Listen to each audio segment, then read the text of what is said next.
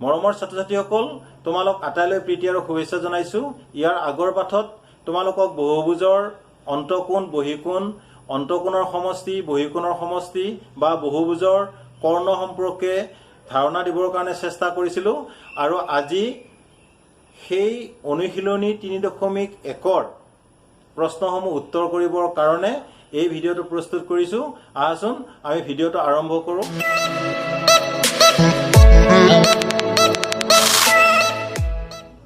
এতিয়া অনুশীলনী 3.1ৰ প্ৰথম প্ৰশ্নটো লৈছো। ইয়াত চোৱা, উত্তল ষড়ভুজ অংকন কৰিবলৈ দিছে। তোমালোকে এইটো মনত ৰাখিবা, উত্তল বহুভুজৰ কোনো এটা অন্তকোণেই 180 হ'ব নোৱাৰে বা তাতকৈ ডাঙৰ হ'ব নোৱাৰে।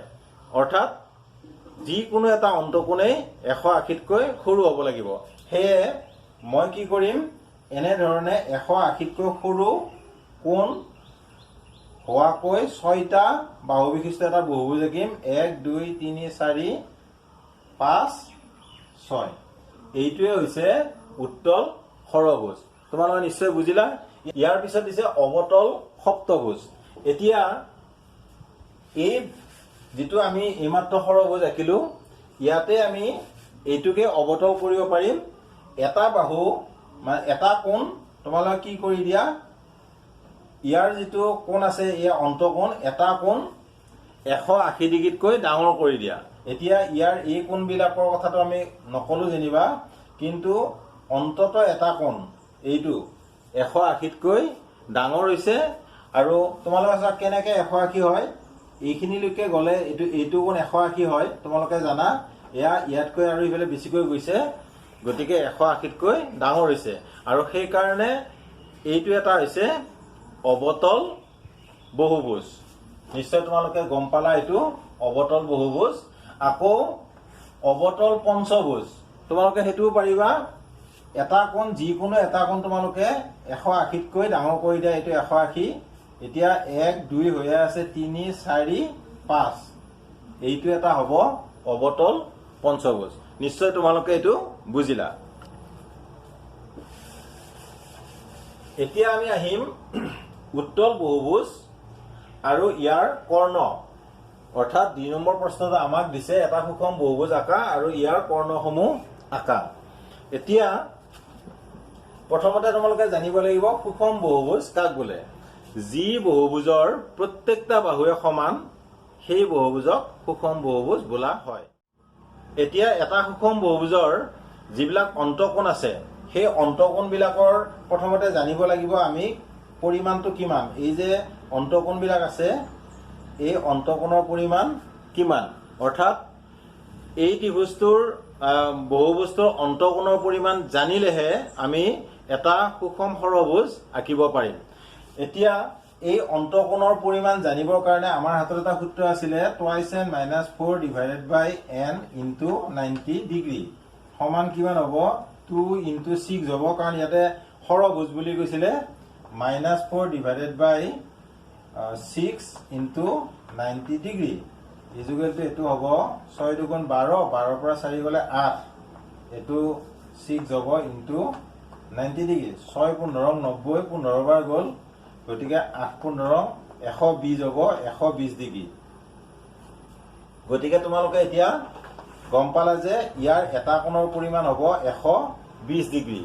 এতিয়া এই 120 ডিগ্ৰী কোণ জনাৰ পিছত তোমালোকে সুষম ষড়ভুজটো আঁকিব পাৰিবা। কেনেকে, প্ৰথমতে এডাল যিকোনো এনেকুৱা এডাল ৰেখা খণ্ড অংকন কৰিলা আৰু এইটো জুখি ললা কিমান দীঘ আছে তোমালোকে। আৰু তাৰপিছত কি কৰিলা, এই প্ৰান্ত বিন্দুটোত এটা 120 ডিগ্ৰী কোণ আঁকা ইয়াত, আৰু ইয়াতেও এটা 120 ডিগ্ৰী কোণ আঁকা। 120 ডিগ্ৰী, 120 ডিগ্ৰী। আকৌ এনেকে এই প্ৰান্ত বিন্দুত আকৌ এটা 120 ডিগ্ৰী কোণ আঁকিবা। আকৌ ইয়াতেও এটা 120 ডিগ্ৰী কোণ আঁকিবা। এনেদৰে গৈ থাকোতে তোমালোকৰ কি হ'ব, 6ডাল যেতিয়া বাহু হ'ব বা 6টা বাহু হ'ব, তেতিয়া সি ধুনীয়াকৈ মিলি যাব আৰু ইয়ে হ'ব এটা সুষম ষড়ভুজ। ঠিক তেনেদৰে যদি সুষম পঞ্চভুজ আঁকিব দিয়ে, তেতিয়া তোমালোকে এই সূত্ৰৰ সহায়ত, যিটো এইমাত্ৰ শিকোৱা হ'ল, সেই সূত্ৰটোৰ সহায়ত তাৰ এটা অন্তকোণৰ পৰিমাণ তোমালোকে প্ৰথমতে উলিয়াই ল'বা। তাৰপিছত কোণমান যন্ত্ৰ বা কম্পাছ কম্পাছৰ সহায়ত তোমালোকে সেইটো অংকন কৰিবা। এতিয়া আমি ধৰি ল'ম এইটো যদিও জোখটো নিমিলিব পাৰে, অৱশ্যে মোৰ সুষম নহ'ব পাৰে, তোমালোকে সেইটো চাই ল'বা।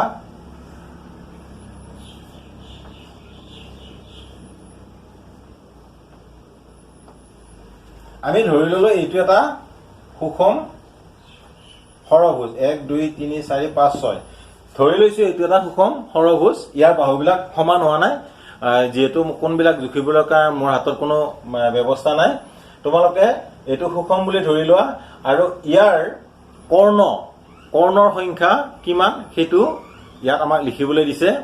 এতিয়া আমি আঁকিলে কৰ্ণৰ সংখ্যা বুজি পাম। ইয়াত এডাল কৰ্ণ হ'ব, ইয়াৰ পৰা ইয়াত এডাল হ'ব, ইয়াৰ পৰা ইয়ালৈকে এডাল কৰ্ণ হ'ব, ইয়াৰ পৰা ইয়ালৈ এডাল কৰ্ণ হ'ব, ইয়াৰ পৰা ইয়ালৈ হ'ব, ইয়াৰ পৰা ইয়ালৈকে হ'ব, ইয়াৰ পৰা ইয়ালৈকে হ'ব, এনেকে আমি ইয়াৰ পৰা ইয়ালৈকে হ'ব, এনেকুৱাকে আমি কৰ্ণ উলিয়াব পাৰিম। কিন্তু কৰ্ণ সংখ্যাটো এনেকে অংকন নকৰাকৈ আমাৰ উলিয়াবলৈ কিবা আমাৰ হাতৰ সূত্ৰ আছে নেকি? তোমালোকৰ গণিতত সেই সূত্ৰটো দিয়া হোৱা নাই, মই তোমালোকক সেই সূত্ৰটো শিকাব বিচাৰিছো। সেই সূত্ৰটো হৈছে n × n-3 ডিভাইডেড বাই 2। তোমালোকে যদি এইটো সূত্ৰ ব্যৱহাৰ কৰা তেতিয়াহ'লে কৰ্ণৰ সংখ্যাটো উলিয়াব পাৰিবা। এতিয়া কেনেকৈ কৰিম আমি এইটো আছিলে 6, গতিকে 6 হ'লে কি হ'ব, 6 × 6 - 3 divided by 2 is equal to হ'ব 6 × 6 পৰা 3 গ'লে 3 ডিভাইডেড বাই 2।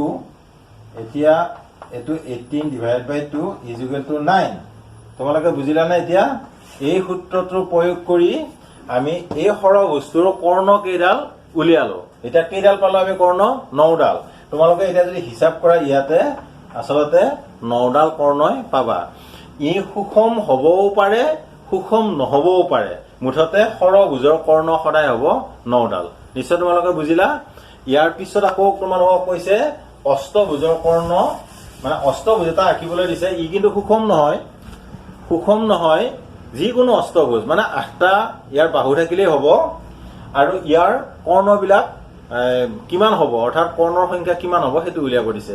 গতিকে অষ্টভুজৰ কৰ্ণটো আমি উলিয়াব পাৰিম n × n-3 ডিভাইডেড বাই 2 সমান কি হ'ব, এইটো 8 × 8 - 3 divided by 2 is equal to 8 × 8 পৰা 3 গ'লে 5 হ'ব, আৰু তলত 2, 2ৰে 8ত 4 বাৰ যাব, 4 5 গুণ 20, অৰ্থাৎ এটা অষ্টভুজৰ কৰ্ণৰ সংখ্যা হ'ব 20 বা 20। তোমালোকে নিশ্চয় এতিয়া বুজিলা। আৰু ইয়াৰ পিছত যিকেইটা আছে সেইকেইটাও তোমালোকে ঘৰত হোমৱৰ্ক হিচাপে কৰি মোলৈ হোৱাটছএপ যোগে পঠিয়াবা। এবাৰ 3 নম্বৰ প্ৰশ্নটো লৈছো। এই প্ৰশ্নটো চোৱাচোন। 1 নম্বৰত দিছে এটা সুষম ষড়ভুজ, 2 নম্বৰত সুষম নৱভুজ আৰু 3 নম্বৰত দিছে 12 সংখ্যক বাহু থকা সুষম বহুভুজ। এতিয়া এই তিনিটা প্ৰশ্নতে আমাক উলিয়াব দিছে মুঠ কোণৰ পৰিমাণ কিমান, অৰ্থাৎ কোণবোৰৰ সমষ্টি কিমান আৰু প্ৰত্যেকটো কোণৰ পৰিমাণ কিমান। একেবাৰে সহজ। আমি প্ৰথমতে এইটো লৈছো সুষম ষড়ভুজ। এটা সুষম ষড়ভুজৰ ক্ষেত্ৰত উলিয়াম বা কোণবোৰৰ সমষ্টি। আমি জানো বহুভুজৰ কোণবোৰৰ সমষ্টি twice n - 4 into 90 ডিগ্ৰী। এতিয়া এই সূত্ৰটো প্ৰয়োগ কৰি আমি ইয়াৰ তিনিওটাৰে উত্তৰ উলিয়াব পাৰিম। এতিয়া 1 নম্বৰটোৰ ক্ষেত্ৰত চোৱাচোন। এতেকে সুষম ষড়ভুজৰ কোণবোৰৰ সমষ্টি, তোমালোকে ইয়াতে কোণবোৰৰ সমষ্টি বুলি লিখিবা 2 × 6 - 4 into 90 ডিগ্ৰী সমান 6 × 2 12, 12 পৰা 4 গ'লে কিমান থাকে, 8 4 12, গতিকে 8 × 90 ডিগ্ৰী হ'ব 8 9 গুণ 72, 720 ডিগ্ৰী। অৰ্থাৎ প্ৰথমটোৰ উত্তৰ হ'ব 720 ডিগ্ৰী, মানে কোণবিলাকৰ যোগফল হ'ব 720 ডিগ্ৰী। এতিয়া আকৌ দুটা কথা উলিয়াবলৈ লৈছে, প্ৰত্যেকটো কোণৰ পৰিমাণ কিমান। এতিয়া প্ৰত্যেকটো কোণৰ পৰিমাণ উলিয়াবৰ কাৰণে আমি আকৌ লিখিব লাগিব প্ৰত্যেকটো কোণৰ পৰিমাণ। মই এইটো ওপৰত লিখিছোঁ, তলৰ ফালে হয়তো দেখা নাপাবও পাৰা তোমালোকে। প্ৰত্যেকটো কোণৰ পৰিমাণ হ'ব twice n - 4 into 90 degree divided by n। এইটো এটা আছিল আমাৰ সূত্ৰ, অৰ্থাৎ এইটো সুষম বহুভুজৰ ক্ষেত্ৰতে কিন্তু এইটো সূত্ৰ খাটে। সুষম বহুভুজৰ প্ৰত্যেকটো কোণৰ পৰিমাণ হ'ব twice n - 4 divided by n into 90 degree.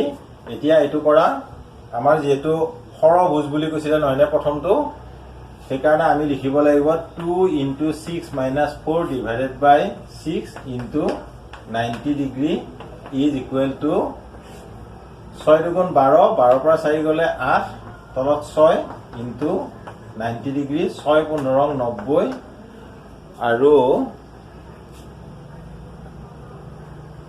এইটো হ'ব 8 15 120 ডিগ্ৰী। অৰ্থাৎ প্ৰথম প্ৰশ্নটো উত্তৰ আমাৰ সমাপ্ত হৈছে। প্ৰথম প্ৰশ্নটোৰ উত্তৰ হ'ল কোণবিলাকৰ সমষ্টি 720 ডিগ্ৰী আৰু প্ৰত্যেকটো কোণৰ পৰিমাণ 120 ডিগ্ৰী। অৱশ্যে আমি এইটো অলপ আগতেও কৰিছিলোঁ, এইটো তোমালোকে বুজিলা। এতিয়া 2 নম্বৰটোৰ ক্ষেত্ৰত তোমালোকে উলিয়াব পাৰিবা, সেই একেদৰে উলিয়াবা। 3 নম্বৰটোৰ ক্ষেত্ৰত মই কৰিব খুজিছোঁ 12 সংখ্যক বাহু থকা সুষম বহুভুজ এটাৰ কোণবোৰৰ সমষ্টি। প্ৰথমতে আমি কি কৰিম, 3 নম্বৰটোৰ ক্ষেত্ৰত লিখিম কোণবোৰৰ সমষ্টি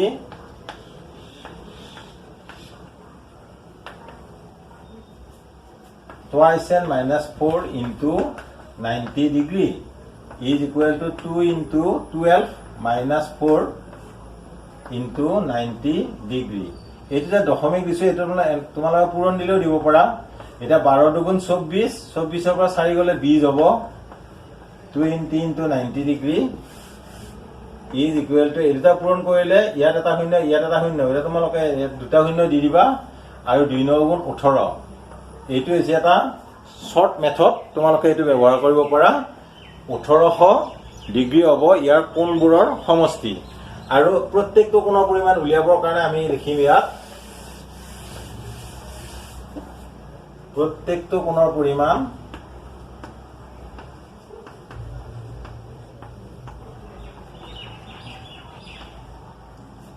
twice n - 4 divided by n into 90 degree is equal to 2 into 12 - 4 divided by 12 into 90 degree is equal to 12 দুগুণ 24, 24ৰ পৰা 4 গ'লে হ'ল 20, 20/12 ইনটু 90 ডিগ্ৰী।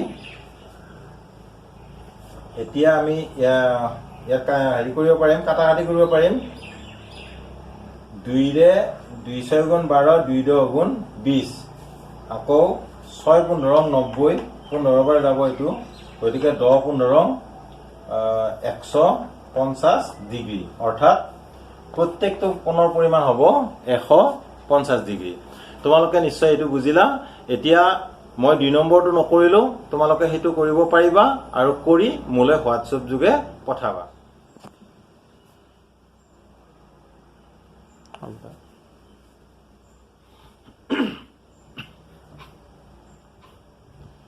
এইবাৰ লৈছোঁ 4 নম্বৰ প্ৰশ্নটো। এই প্ৰশ্নটো তোমালোকক ভালেকেইটা চিত্ৰ দিয়া আছে আৰু ইয়াত এটা কোণ উলিওৱা নাই, সেই কোণটো উলিয়াব লাগে। প্ৰথমতে এই চিত্ৰটো চোৱা, এইটো এটা পঞ্চভুজৰ চিত্ৰ। ইয়াত এই কোণৰ পৰিমাণ উলিয়াবলৈ দিছে। এতিয়া আমি প্ৰথমতে এই পঞ্চভুজটোৰ মুঠ কোণৰ পৰিমাণ কিমান সেইটো জানিব লাগিব। সেয়ে এই পঞ্চভুজটোৰ মুঠ কোণৰ পৰিমাণ উলিয়াম। মুঠ কোণৰ পৰিমাণ কিমান হ'ব? 2n - 4 into 90 degree.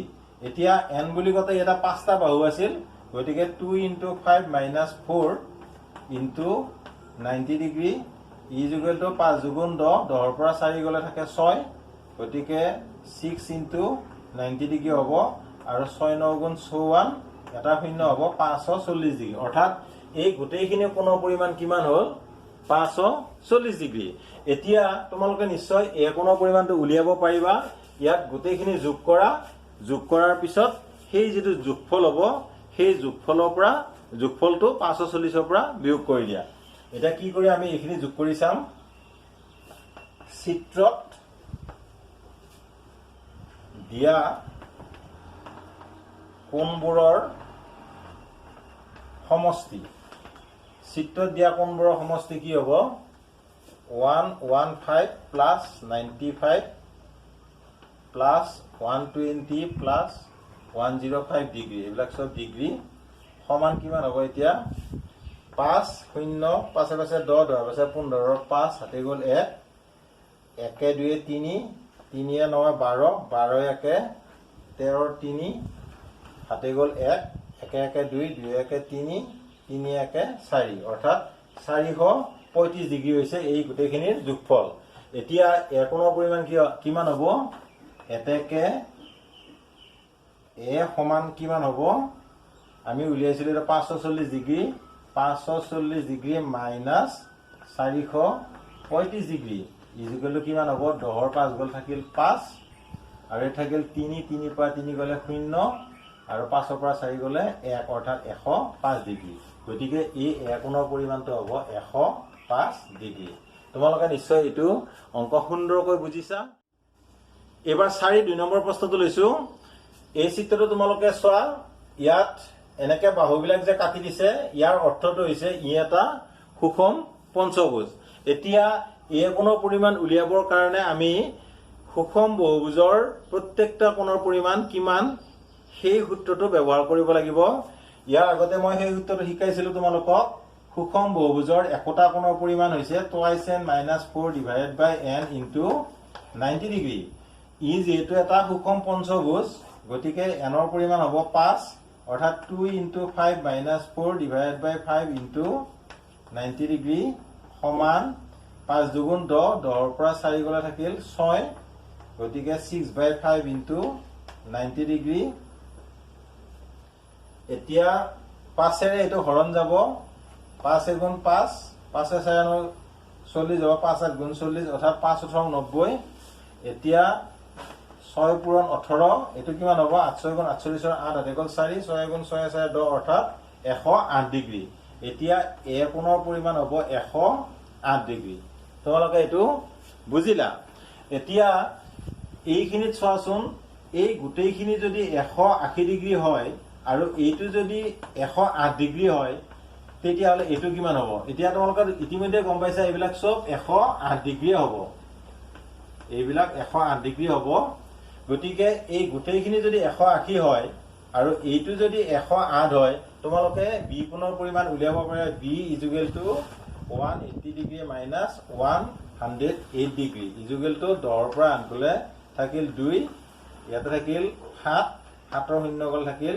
7 অৰ্থাৎ 72 ডিগ্ৰী হ'ব এই বি ইকুৱেল টু হ'ব 72 ডিগ্ৰী তোমালোকে এইটো নিশ্চয় সুন্দৰকৈ বুজিছা এবাৰ 3 নম্বৰ প্ৰশ্নটো লৈছো ইয়াত আছে এইটো এটা চতুৰ্ভুজ এইটো হৈছে বহিকোণ উলিয়াব লাগে এ আৰু বি এতিয়া এই চতুৰ্ভুজটোৰ মুঠ অন্তঃকোণৰ সমষ্টি কিমান প্ৰথমতে উলিয়াম মুঠ অন্তঃকোণৰ পৰিমাণ সমান কিমান হ'ব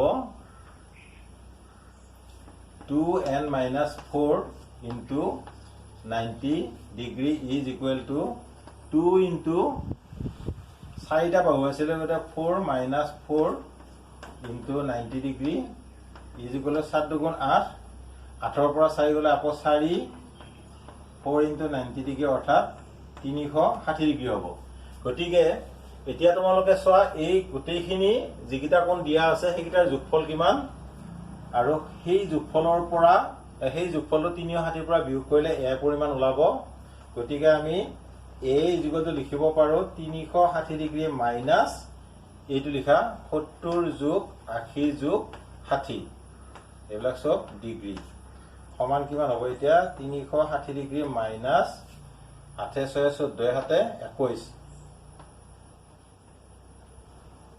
210 ডিগ্ৰী সমান 0 হ'ব 6 গ'ল থাকিল 5 3 দুগল থাকিলে অৰ্থাৎ 150 ডিগ্ৰী এতিয়া এইটো কোণ হ'ব 150 ডিগ্ৰী এতিয়া এই যেটো বি কোণটো উলিয়াবৰ কাৰণে একেবাৰে সহজ যেহেতু এই গোটেইখিনি কোণ 180 ডিগ্ৰী বুলি আমি জানো আৰু এই কোণটো 80 ডিগ্ৰী বুলি দিয়াই আছে গতিকে বি কোণটো নিশ্চয় 100 ডিগ্ৰী হ'ব তোমালোকে এনেকৈ লিখা b = 180 degree minus 80 degree is equal to 100 degree এইটো তোমালোকে সুন্দৰকৈ বুজিলা এবাৰ 5 নম্বৰ প্ৰশ্নটো লৈছো এই প্ৰশ্নটো আছে এটা সুষম বহুভুজৰ এটা বহিকোণৰ যোগ 30 ডিগ্ৰী হলে বহুভুজটোৰ বাহু সংখ্যা কিমান ছাত্ৰ ছাত্ৰীসকল তোমালোকে নিশ্চয় জানা সুষম বহুভুজৰ যেনেদৰে অন্তঃকোণবিলাক সমান তেনেদৰে বহিকোণবিলাকো ইয়াৰ সমান আৰু বহুভুজ এটাৰ বহিকোণৰ মাপৰ সমষ্টি হৈছে সদায় 360 ডিগ্ৰী এতিয়া যদি 360 ডিগ্ৰী হয় ইয়াৰ বহিকোণৰ মাপৰ সমষ্টি তেতিয়া হলে বাহুৰ সংখ্যা উলিয়াবৰ কাৰণে আমি উলিয়াব লাগিব এতেকে বাহুৰ সংখ্যা সমান 360 ডিগ্ৰী ডিভাইডেড বাই 30 ডিগ্ৰী যেহেতু ইয়াৰ এটা বহিকোণ 30 ডিগ্ৰী দিয়া আছে গতিকে এটো 3 বাৰ 36 হ'ব অৰ্থাৎ 12 হ'ব হে এই বহুভুজটোৰ বাহু সংখ্যা হ'ব 12 নিশ্চয় তোমালোকে এটো বুজিলা মৰমৰ ছাত্ৰ ছাত্ৰীসকল আজিলৈ যথেষ্ট সময় হ'ল আজি ভিডিঅটো মই ইমানতে সামৰণি মাৰিম ইয়াৰ পিছত আনবোৰ প্ৰশ্ন লৈ মই আকৌ ভিডিঅ লৈ তোমালোকৰ মাজলৈ আহি আছো তেতিয়ালৈকে মোৰ চেনেল অনুপ্ৰেৰণা তোমালোকে চাই থাকিবা ভাল পালে লাইক কৰিবা শ্বেয়াৰ কৰিবা আৰু যদি কিবা তোমালোকৰ বুজাত অসুবিধা হৈছে কমেন্ট কৰিবলৈ নাপাহৰিবা সদশেষত তোমালোক আটাইলৈ ধন্যবাদ জ্ঞাপন কৰি আজিৰ এই পাঠৰ ইমানতে সামৰণি মাৰিম